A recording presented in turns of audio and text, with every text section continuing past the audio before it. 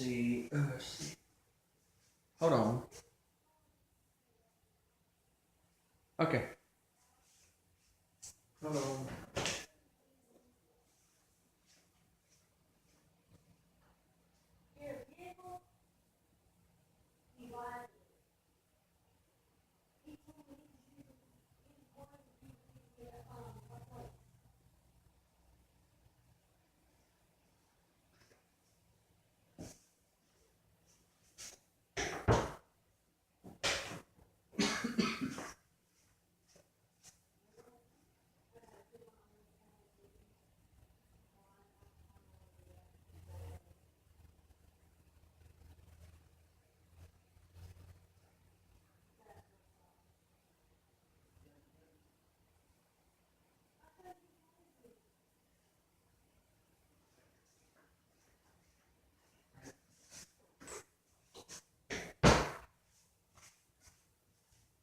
Okay, good evening, folks. Or good morning, whatever the case may be.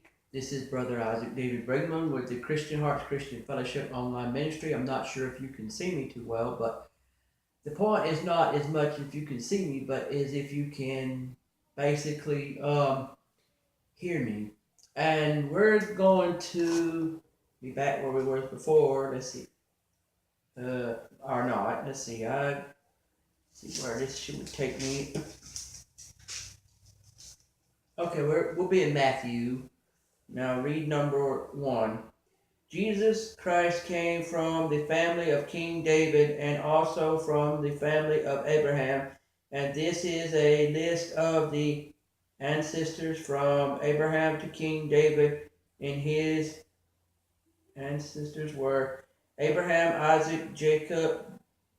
Okay, we could go on and on about it, but the point I'm trying to make here is we live within a family structure or system where basically we're told we're supposed to uphold and to believe in what our family is about.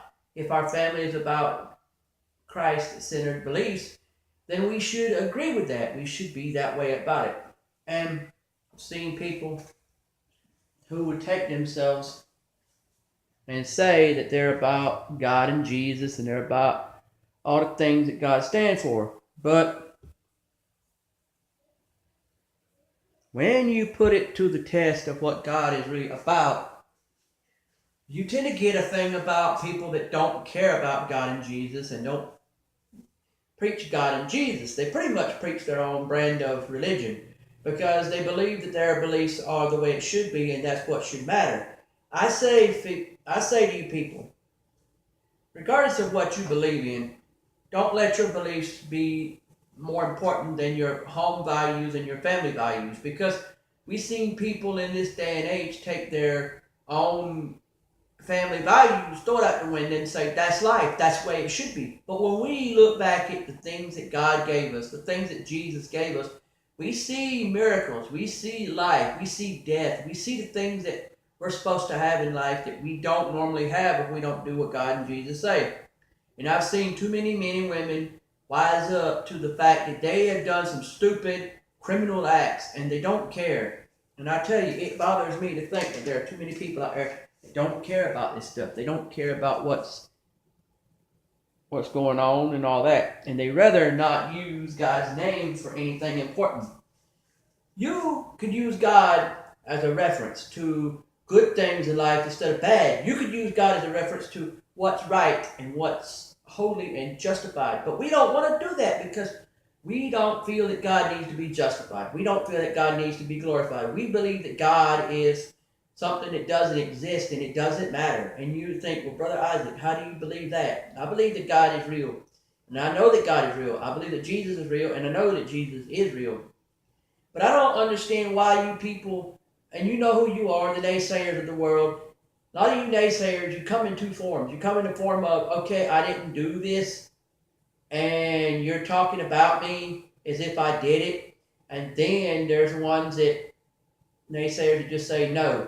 Now, you people that claim you didn't do it, and then you claim that I'm accusing you of something, you have got a bad way of life, a bad way of judgment, a bad way of seeing things, and you don't see things the way God intends you to see it. You see what you want to see and how you want to see it instead of the way God intends you to see it. So you see things in a negative way of light. You see things in a bad way of light. In my opinion, is any way I turn the camera on me, whether it be horizontal or vertical, you have to take what I say more serious than the view of the camera. Because a lot of people are too busy judging the way you show yourself on a camera than to actually see the message you're trying to give. And I'm telling y'all, there'll be times where it looks like it's to one side or other, right side up or sideways down or however you want to call it. But that's not my point. The point is, you don't shoot the way the angle is. You don't shoot the messenger. You listen to the message he brought you and you understand what he's talking about. Because, see, God told me to tell you that we have a lineage. And it says here, okay, let's go to this. It's a little early, but it's getting close to time. We're getting close to, we've done been through Valentine's Day. We're going to do St. Patrick's Day and Easter. So this should tie into those two. This is how Jesus Christ was born. A young woman named Mary was engaged to Joseph from King David's family, but before they were married, she learned that she was going to have a baby by God's Holy Spirit. Joseph was a good man and did not want to embarrass Mary in front of everyone, so he decided to quickly call off the wedding. While Joseph was thinking about this, an angel from the Lord came to him in a dream. The angel said, Joseph, the baby that Mary will have is from the Holy Spirit. Go ahead, marry her. Then after her baby is born, name it Jesus, because he will save his people from their sins. So the Lord's promise came true, just as the prophet had said. A virgin will have a baby boy, and he will be called Emmanuel, which means God is with us. After Joseph woke up, he and Mary were soon married, just as the Lord's angel had told him to do. But they did not sleep together before her baby was born. Then Joseph named him Jesus. Okay, now what this means here is that in Matthew 18 to 25, it tells us about Jesus being born to Mary and Joseph. Now see, a lot of us people, we have this thing about we as parents or as grandparents or as aunts and uncles are supposed to be like the aunt and uncle Mary and Joseph, the mom and dad Mary and Joseph, the grandma and grandpa Mary and Joseph, because we're supposed to treat the kids that we adore and worship in our family just like we're supposed to treat them like Mary did Jesus. So we're supposed to treat them the same way Mary did Jesus. Very precious and dear to us. But see, a lot of us don't want to do that. We're sitting there having these babies, people. Some of y'all are having these children, and you're having it out of wedlock, or you're having it just to keep your man, or whatever stupid mess you have your children for. If you can't have a children because it is something that you and God want you to have, then there ain't no need of sitting there, laying there, ladies, with your legs spread open and men with your pants unzipped. I'm sorry if you don't like what I'm saying, but you're going to hear it straight from me. I'm not going to sit there and let you think you can get away with it. You little adolescent kids, I don't care how old you are, you shouldn't be thinking about no sex.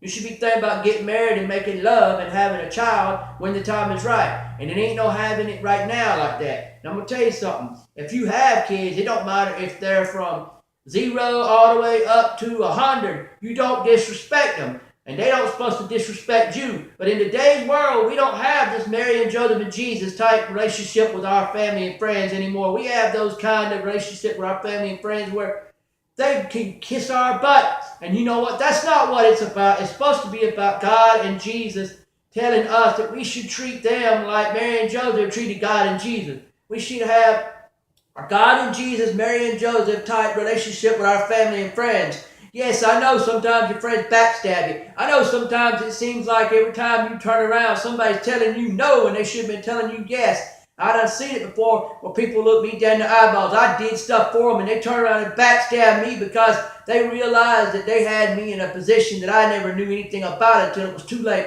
I've had people wanting me to do something for them financially, and then I find out. They said, I'm going to borrow money from you, and they're going to turn around and not even borrow it. They're going to take the money with my permission. It's like stealing from someone with their permission. Like, yeah, it's okay to steal from me kind of attitude, because when you borrow without giving back, you might as well say that you let someone steal from you, because that's how it is, and we can't have that attitude no more. We're supposed to treat our family and friends. If we believe that our family is family and our friends are family, then treat them in that relationship like Mary and Joseph and God and Jesus had, because that's the way it was supposed to be. But no, nobody wants to do that. They're too busy saying, well, we're not going to do nothing for our children because our children never done that for us. You know what? You're not supposed to worry about what they did or didn't do for you. It's what did you do for them. Because you know what? Your children will do for you if they see how you did for them. If you neglect your children and then you turn around and expect them to just bend over and do for you, you know what? They will bend over backward, break their back doing for you. But sometimes some have this attitude like, well, they didn't do nothing for me, so why should I do for them?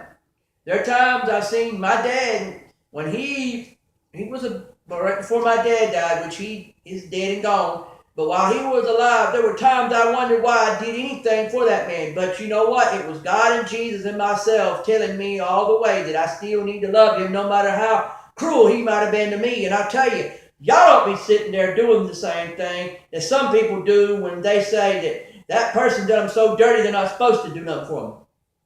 Look at Barabbas. Look at how he treated God and Jesus, and they still loved him. The point is, even the worst people in this sick, sinful world have been treated better by God than they deserve to be treated. And we don't see that anymore. We don't see that with mankind doing for other mankind like God told them to. It's more like, let's do what King Herod did to Jesus. Let's do what Barabbas did to the whole world, if you ask me that. Because you say, well, how do you say the whole world? Because any man from any part of the world that got it for Barabbas probably would have got a tongue lashing in the evil way instead of in the proper way. Would have got told off like, get the bloop away from me. And you know it. And the devil would have done the same thing. King Herod would have done the same thing. See, people don't want to have that Mary and Joseph and God and Jesus type relationship anymore. They want to have that King Herod and Jesus and God type relationship where King Herod disrespected God and Jesus all the days of his life and never loved a thing in his life but his own self. And even then you wondered how he ever loved his own self, as cruel as he was.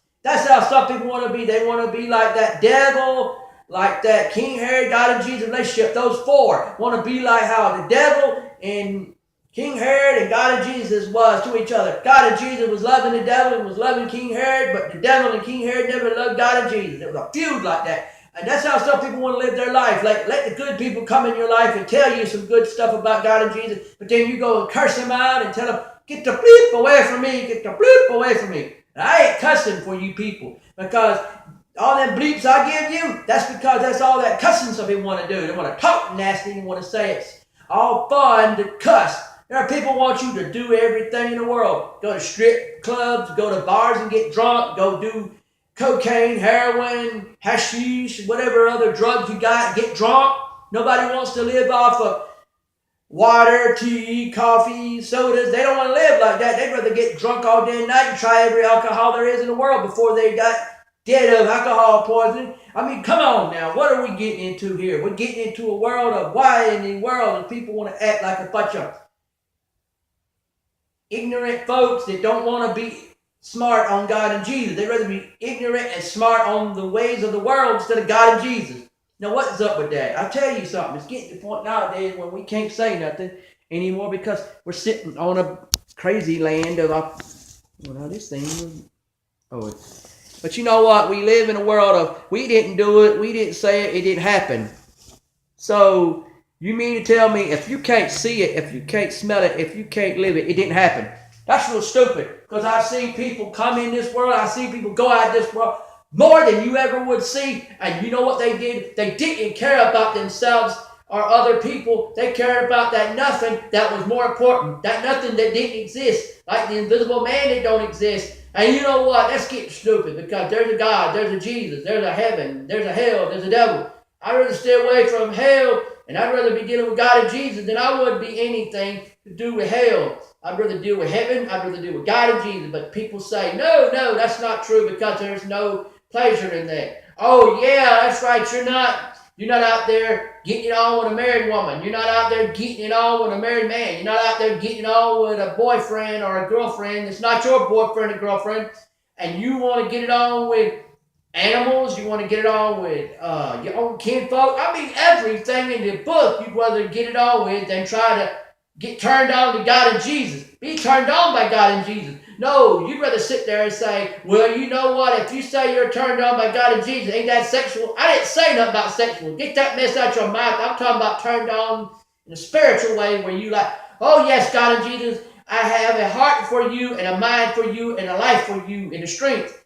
And I'm going to tell you something. If you start trying to make everything somebody said that are metaphors into something dirty, you're going to see yourself in a mess. You already sit there and say, well, this man said this man said that.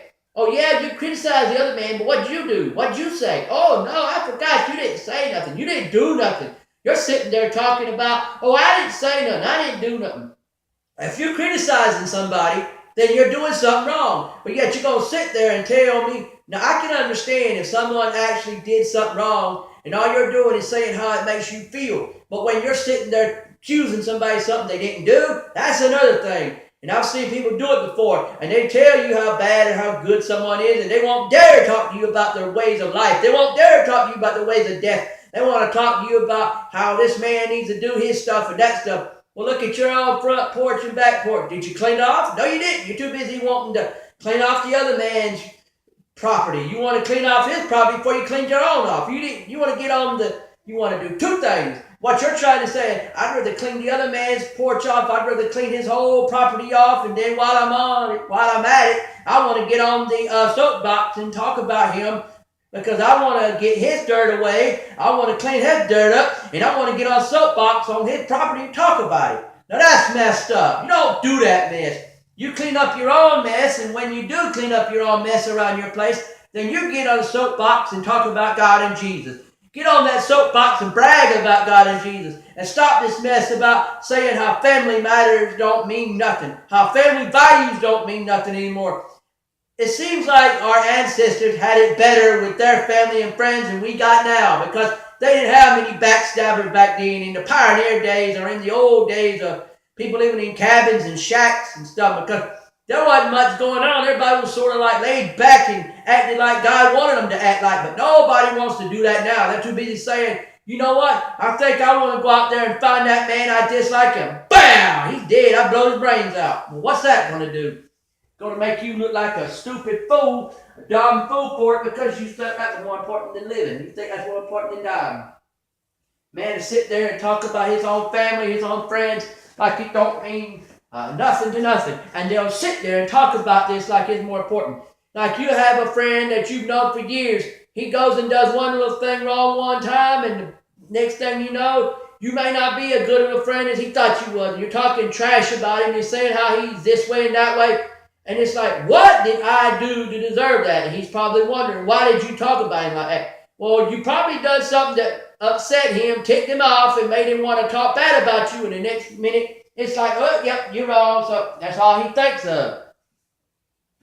And I'm not saying that's right. I'm not saying that's wrong. I'm saying that's just how life is. People do that, and they don't care about you. They don't care about themselves or whatever. So, and like I said before last Sunday, we were talking about Job, and Job was a man of value, a man that had God as his father and Jesus as his brother, like we should have. But see, a lot of us don't see that. We see the world as we want to see it. We don't see God as the Father, the Almighty Father. We don't see Jesus as the Almighty Brother. We see God and Jesus as something someone made up and not real. Excuse me, but that's not true. God is not made up. God is real. Jesus is real, and we all need to stop about it. We need to wake up wiser. And it's not the Holy Babble, it's the Holy Bible. Stop that mess now. It's not a bunch of lies. And people say, well, I didn't see it happening. How do you know? Well, you know, if you have an overactive imagination like I do, you can see yourself at the crucifixion of Jesus Christ, and it made me cry in that overactive imagination I had. It was like daydreaming about it, like being there almost. And it was like I cried every time I do that. I can picture myself there as part of the audience watching that, the crowd, and saying to myself, whew, whew, just crying and weeping about it. And you know what? There's nothing wrong with that happening in your mind, because that's something I believe that God and Jesus let you see in your mind, because he wanted you to understand just a little bit of how it felt. A little bit of how it felt to be there. And you know what? Having an overactive imagination in Christianity is not bad, because it lets you be able to imagine if you were there in certain times in the biblical history. And you know what? God and Jesus probably done that to you so that you would be able to understand the situation they're trying to preach to you about at that moment. I mean, come on now. Let's don't get so carried away that we can't get this straight. And it's like this one here. When Jesus was born in the village of Bethlehem in Judea, Herod was king. During this time, some wise men from the east came to Jerusalem and said, "Where is the child born to be king of the Jews? We saw his star in the east and here." Let me read it again. When Jesus was born in the village of Bethlehem in Judea, Herod was king. During this time, some wise men from the east came to Jerusalem and said, "Where is the child born to be king of the Jews? We saw his star in the east and have came to worship him," or come to worship him. When King Herod heard about this, he was worried, and so was everyone else in Jerusalem. Herod brought together the chief priests and the teachers of the law of Moses and asked them, "Where will the Messiah be born?" Then they told him, "He will be born in Bethlehem, just as the prophet wrote. Bethlehem in the land of Judea, you are very important among the town of Judah. From your town will come a leader who will be like a shepherd for my people Israel." Herod secretly called in the wise men and asked them when they had first seen the star. He told them, "Go to Bethlehem and search carefully for the child. As soon as you find him, let me know. I want to go and worship him too." The wise men listened to what the king said, and then left. And the star they had seen in the east went on ahead of them until it stopped over the place where the child was.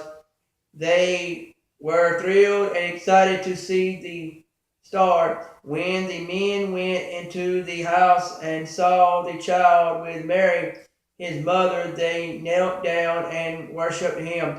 They took out their gifts of gold, frankincense, and myrrh and gave them to him. Later they were warned in a dream not to return to Herod, and they went back home another way.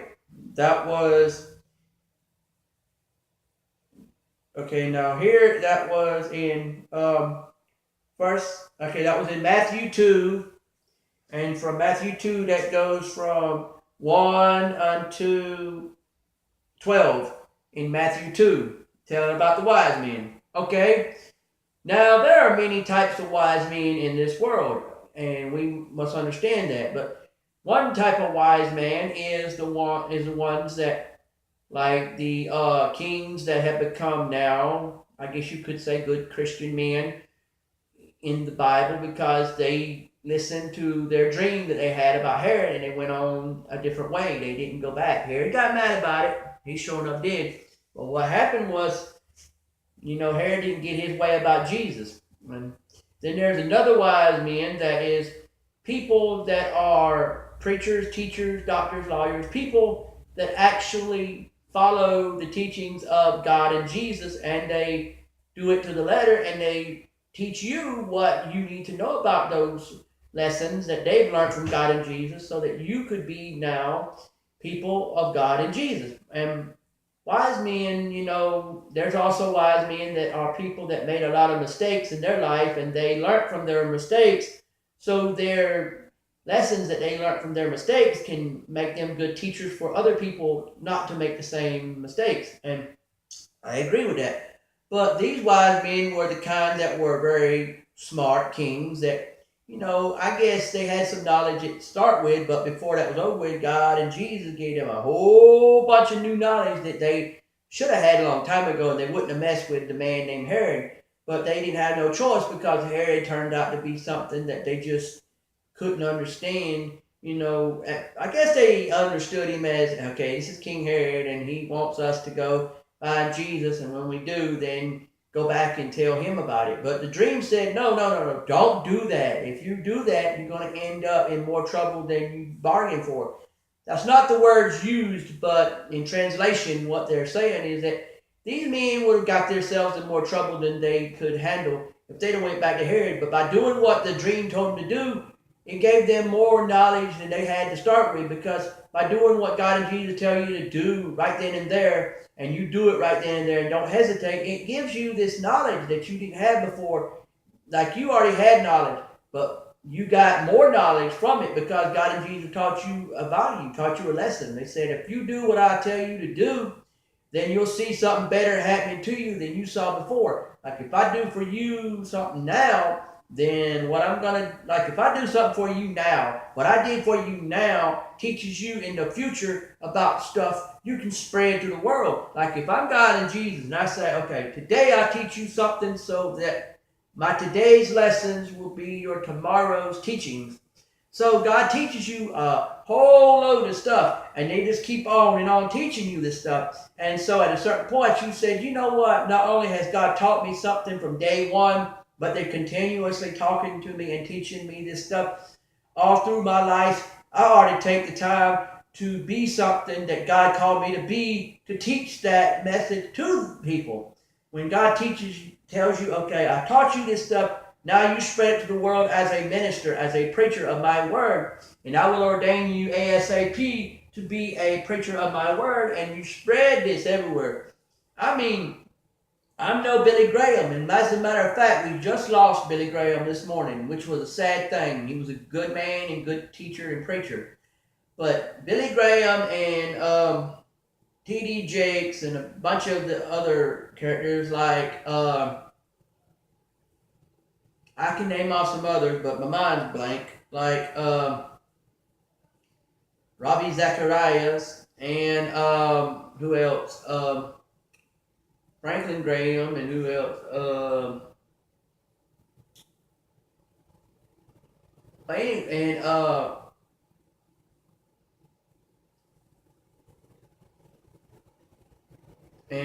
DeCourcy, and a bunch of others. Well, when I start remembering names, I'll tell you. But their teachings were to basically get God's word spread to the world, and they wanted the world to know about God and Jesus. And when you get to that point, you start seeing things in the light of, okay, these men were spreaders of God and Jesus. God and Jesus was supposed to be spread all over the world, and they tried hard to help the world learn about these things. And when you learn, we got people from England, we got people from America, we got people from every country of the world trying to be great teachers and preachers of God and Jesus. And when they take God seriously and do as God tells them to do, they pretty much say God is worth spreading to the masses, to the world. And I'll tell you something, there are a lot of them I could tell you about once I can remember names that are all about that message, spreading God and Jesus to the world, to every country and every race that needs God and Jesus. But the truth is, we all need God and Jesus. We all want God and Jesus. For those that do want Him, those that don't want Him, don't want God and Jesus, it's because they haven't got that lesson seared into their brains, that God is into their hearts, that this is something that's necessary to live a normal life. Because people think they're living a normal life and they're not doing anything for God and Jesus, but they don't understand. This is the way of life. This is how life is. Now, if you don't take God and Jesus seriously, what will you gain from all this? You won't gain nothing but a mess that don't need to be there. And I'll tell you, folks, please don't play games with your life. Don't play games with your heart and soul. Don't play games with anything you got, because if you play games too much, what you're telling the world is that I don't want to talk to nobody. I don't want to deal with nobody. And I've seen people go head to head with God, try to stand up to God in the wrong way, and they say, I'm better than God and Jesus. How can you be better than God and Jesus? You don't live like that. You're not that way. So stop being that way. Stop trying to act like you're better than God and Jesus when you're not. And we can sit there all day and night and say, how in the world do you live a life of, well, I'm going to be this way and that way, when you know that's not how it goes, that's not how it is. You don't sit there and tell God and Jesus what you're going to do for them. You let them tell you what they're going to do for you and what you're going to do for them. Like my son, you must go out there and preach my word. You must tell people about me. You must do this and that and the other. And when they tell you, you say, yes, sir. Now, of course, you can go and be on your own and say, God, I'm going to do this for you.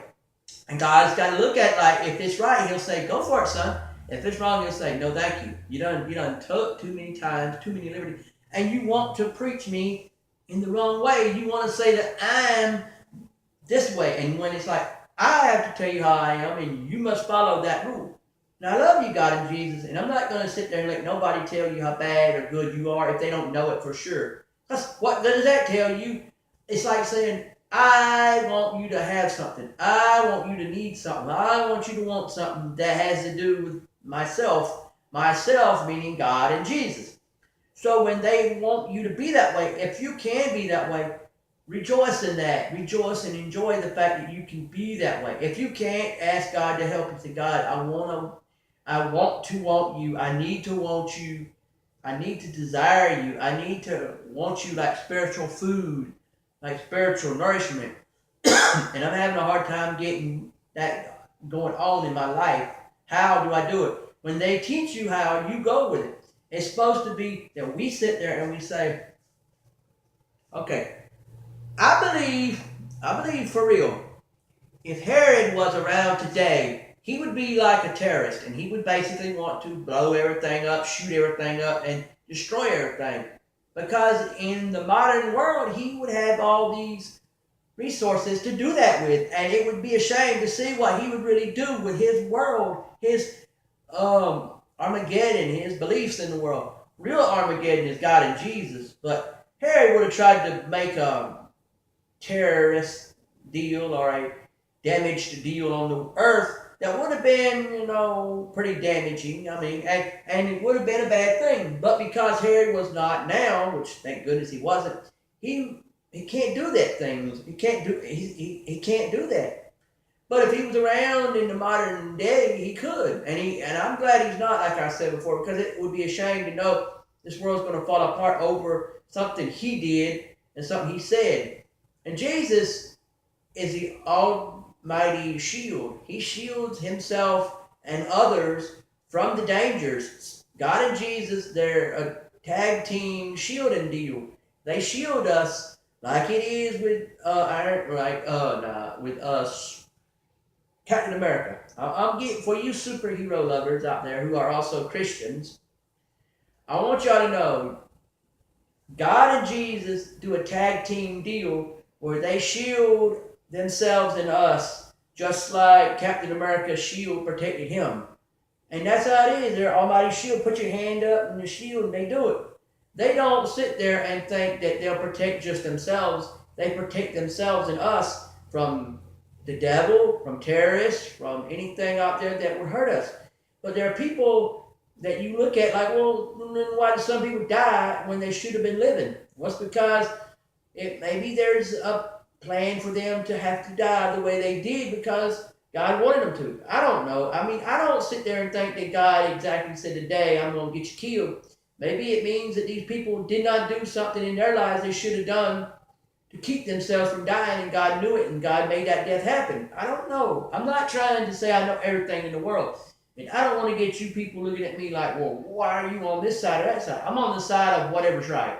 If you can prove to me what's right in life, I'll go for it. But I won't go for, just anything you throw out there and say that's the truth, because God has to be the almighty truth detector. oh yeah, that's true there, that what that man did and said. Oh, that's true there, that's true there. That's how it's got to be. And I'm just saying, you got to learn to love the world as it is.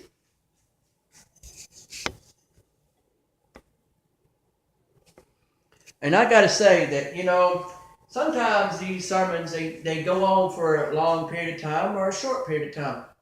But the point is, it's not the length of time that matters as much as it is what I'm saying. I'm going to tell you something, folks. Don't butt heads with God, because you're going to get hurt. God's going to hit you harder in the headbutting competition than you ever hit him. Because that's the same with God and Jesus. Because you think if you butt heads with God and Jesus, you're going to win your side and you're going to win your argument, and it's going to be God sits back and says, okay, you're right, I'm wrong. Well, isn't it been said in history, and it's been proven, and it is true, and it is true, say, that God and Jesus is never wrong? Now, you might say, well, God made us. Ain't they wrong? Because we sure do sin a lot. We sure do make a lot of mess. Even with that said, they still never do wrong, because it's not them that done it, it's us. They gave us the tools to be right and wrong, but we decide to use it for only wrong and never do right. We have people right now that I believe they the ones need a spanking. They're the ones need a spanking because they don't spank their kids like they should. And if we do even spank our kids, if we had any kids, whoever we are in this world, no matter who you are, if you got kids, what I mean, there's some parents out there spank their kids, and the next thing you know, it's like, wow, okay, now that parent's going to jail because the kid decided, I'm going to go behind my mom and dad's back, go call the law and get them in trouble.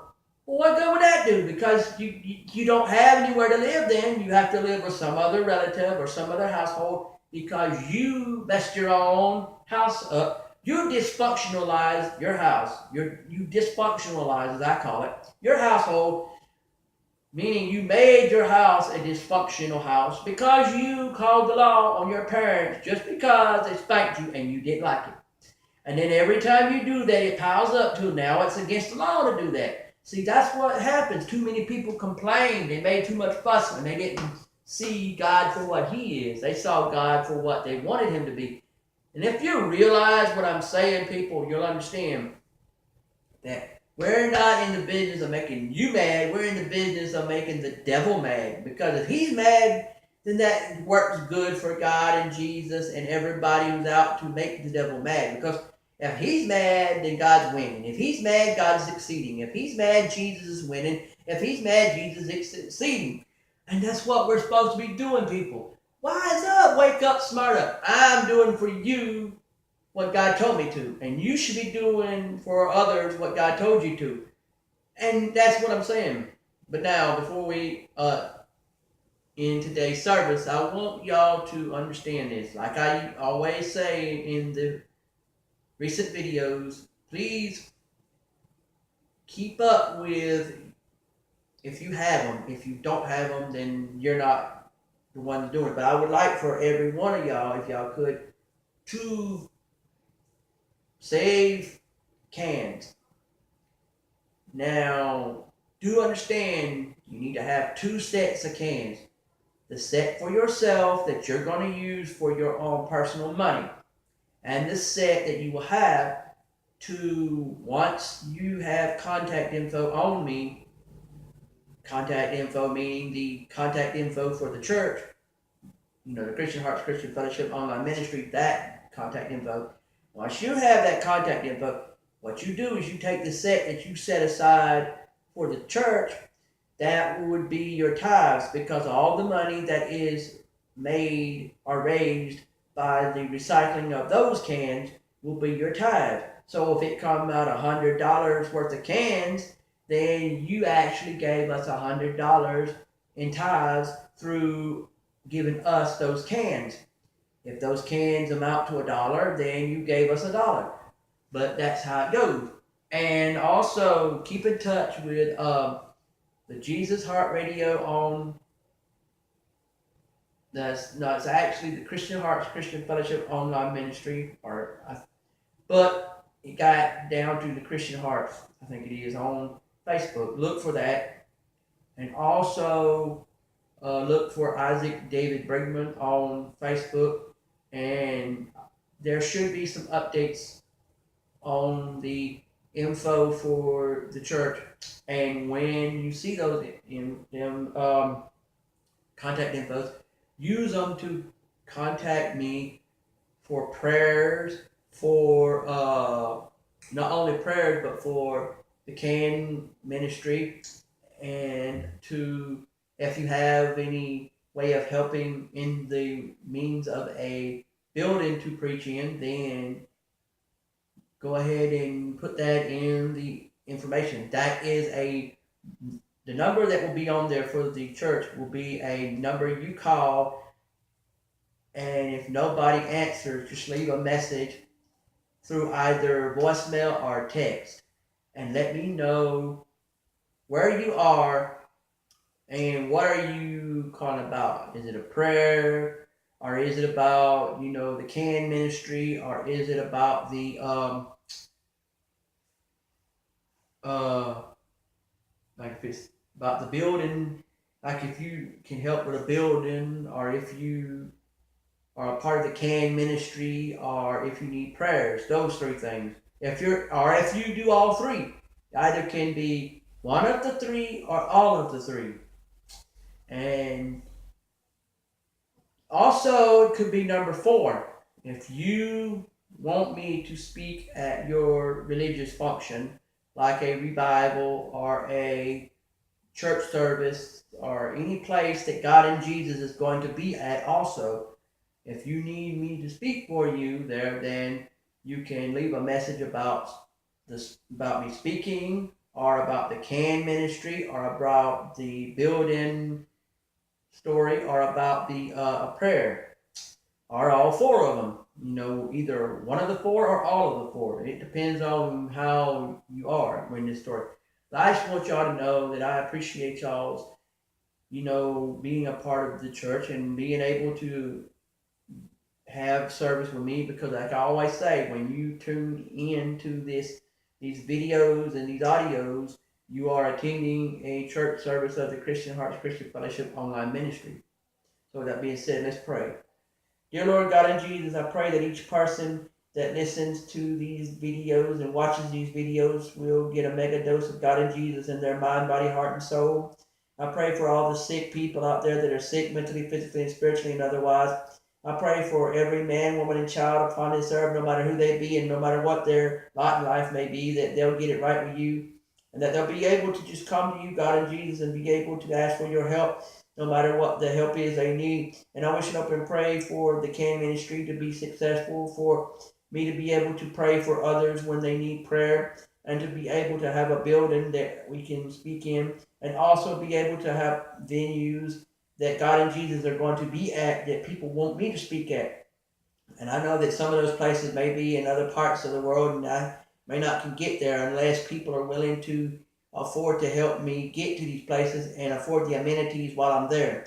If so, then yes. If not, then I'll just do local things that people can afford me to help them with, like speaking and preaching. And I wish and hope and pray that all things work out for good. Good things happen, bad things go away, crime go away, and the peace will make the world. I pray for all things just to go the way of God and Jesus instead of the way of the devil, and that we all become good Christian men and women and turn to God in our time of need every day, every night, not just in certain times, but all times. And I pray for all the family members of the world, all the friends of the world, all the Christians of the world, and for all people to turn from their sick, sinful ways and become Christians. In your precious name we pray. Amen.